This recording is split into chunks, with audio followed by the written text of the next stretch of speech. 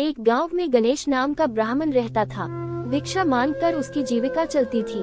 सर्दी गर्मी रोकने के लिए उसके पास पर्याप्त वस्त्र भी नहीं थे। एक बार किसी यजमान ने ब्राह्मण पर दया करके उसे बैलों की जोड़ी दे दी।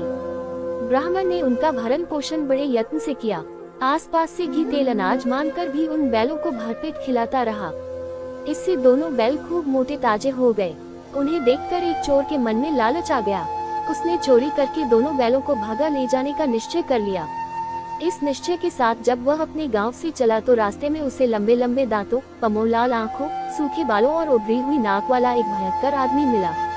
उसे देखकर चोर ने डरते डरते पूछा, तुम कौन हो? उस भयंकर आकृति वाले आदमी ने कहा, मैं ब्रह्म राक्षस हूँ, पास वाले ब्राह्मण के घर से बैलों की जोड़ी चुराने जा रहा हूँ। राक्षस ने कहा, मित्र, पिछले 6 दिन से मैंने कुछ भी नहीं खाया। चलो आज उस ब्राह्मण को मारकर ही भूख मिटाऊंगा।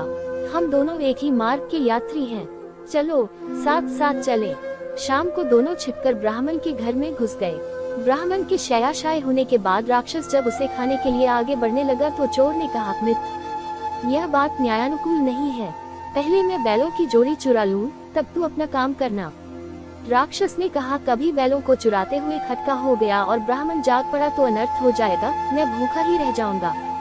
इसलिए पहले मुझे ब्राह्मण को खा लेने दे, बाद में तुम चोरी कर लेना। चोर ने उत्तर दिया, ब्राह्मण की हत्या करते हुए यदि ब्राह्मण बच गया और जागकर उसने रखवाली शुरू कर दी तो मैं चोरी नहीं कर सकूंगा।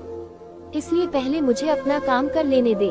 दोनों में इस तरह की कहा सुनी हो ही रही थी कि शोर सुनकर ब्राह्मण जाग उठा।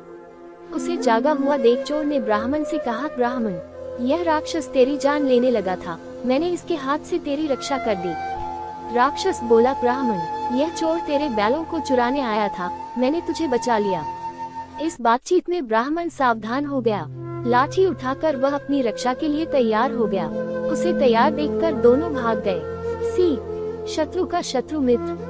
हेलो दोस्तों, कहानी कैसी लगी कमेंट में जरूर बताना और वीडियो को लाइक और चैनल को सब्सक्राइब कर देना। मिलते हैं नेक्स्ट वीडियो में एक और नई कहानी के साथ।